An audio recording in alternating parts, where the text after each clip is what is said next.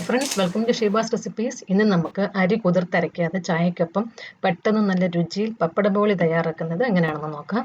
ഇതിനു വേണ്ടി ഞാൻ 12 ബോളി പപ്പടം എടുത്തിട്ടുണ്ട്. ഇപ്പം നമ്മൾ സാധാരണ പപ്പടത്തിനെക്കാട്ടിൽ കുറച്ചും കൂടെ വലിയ ടൈപ്പായി ബോളി പപ്പടം. സാധാരണ പപ്പടത്തിനെക്കാട്ടിൽ ഇച്ചിരി കൂടെ ഒന്ന് കട്ടിയുണ്ട്.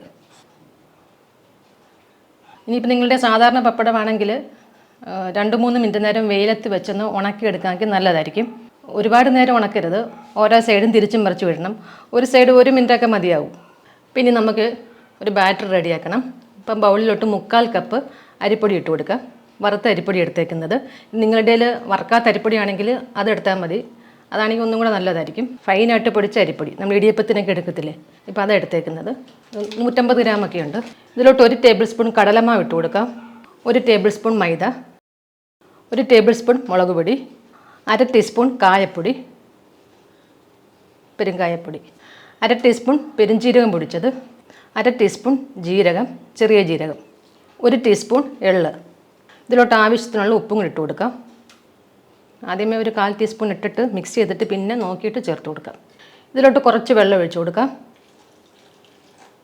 നല്ലതായിട്ടൊന്ന് മിക്സ് ചെയ്യാം. കുറച്ച് വെള്ളം ഒഴിച്ചെടുത്തിട്ട് മിക്സ് ചെയ്യാം.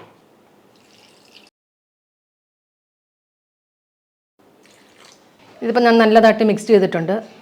ഇതിൽ ഉപ്പ് ഒരുപാട് വേണ്ട, ഞാനിപ്പോൾ 1 നുള്ളും കൂടി ഇട്ട് കൊടുത്തിട്ടുണ്ട്. കാരണം പപ്പടത്തിൽ നല്ല ഉപ്പുള്ളത് കൊണ്ട് ഈ ബാറ്ററിൽ ഒരുപാട് ഉപ്പ് ചേർക്കണ്ട. അപ്പോൾ ഈ ഒരു രീതിയിലൊന്ന് കലക്കിയെടുക്കണം.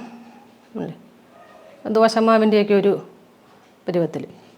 ഒരുപാടങ്ങ് ലൂസാവരുത്, എന്നാൽ ഒരുപാട് കട്ടിയാവരുത്. ഒരുപാട് കട്ടിയായാൽ പപ്പട പോലെയുടെ പുറം ഭാഗം മുരിഞ്ഞു വരാൻ ഭയങ്കര താമസമായിരിക്കും. ഇടയ്ക്കൊന്നും ശരിക്കും മൊരിയത്തുമില്ല, കട്ടിയായിട്ടിരിക്കും. കുറച്ച് തിന്നായിട്ടുള്ളൊരു കോട്ടിങ് മതി. ഒരുപാട് ലൂസായാൽ പപ്പടത്തിൽ അത് പിടിക്കത്തുമില്ല. പിന്നെ കുറച്ച് വെളിച്ചെണ്ണ ഒഴിച്ചു കൊടുക്കാം. വെളിച്ചെണ്ണയോ അല്ലെങ്കിൽ റിഫൈൻഡ് ഓയിലോ ഏതായാലും മതി. ഇപ്പം വെളിച്ചെണ്ണ നല്ലതായിട്ട് ചൂടായിട്ടുണ്ട്. ഇനി ഓരോ പപ്പടം എടുത്തിട്ട് ഇതിലൊന്ന് മുക്കിയെടുക്കാം.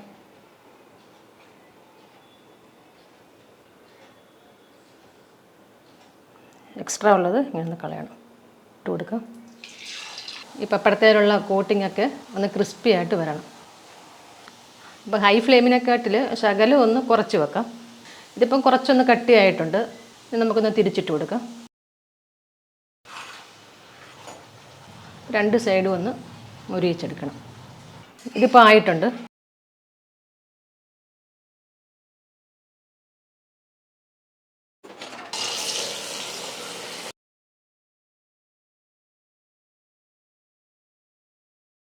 ഇതിപ്പോൾ ഞാൻ എല്ലാം ഇവിടെ ഉണ്ടാക്കി എടുത്തിട്ടുണ്ട്. അപ്പം നമ്മൾ ഈ മാവ് പപ്പടത്തിൽ മുക്കി വരുമ്പോൾ പകുതിയൊക്കെ ആകുമ്പോൾ അത് കുറച്ച് തിക്കാവും. അങ്ങനെയാണെന്നുണ്ടെങ്കിൽ നിങ്ങൾ ശകലം വെള്ളം ഒഴിച്ചു കൊടുത്തിട്ട് ഇച്ചിരി ഒന്ന് ലൂസാക്കിയാൽ മതി. അതുപോലെ 1 ടീസ്പൂൺ വെള്ളം മതിയായിരിക്കും. ലാസ്റ്റൊക്കെ ആകുമ്പോഴത്തേക്കിന് ഒന്ന് തിക്കാവും ആ ബാറ്റർ. അപ്പോൾ അതനുസരിച്ച് ലൂസാക്കി എടുക്കാം. ക്രിസ്പി ആയിട്ടുള്ള പപ്പട ബോളിയത്. ഇപ്പോൾ വൈകുന്നേരമൊക്കെ ചായ കൊടുത്ത് നമുക്ക് പെട്ടെന്ന് ഉണ്ടാക്കാൻ പറ്റിയ നല്ല ടേസ്റ്റ് ആയിട്ടുള്ളൊരു പപ്പട ബോളിയത്. അപ്പോൾ എല്ലാവരും ഉറപ്പായിട്ട് ഒന്ന് ട്രൈ ചെയ്ത് നോക്കണം. വീഡിയോ ഇഷ്ടമായെങ്കിൽ ലൈക്ക് ചെയ്യാനും ഷെയർ ചെയ്യാനൊന്നും മറക്കരുത്.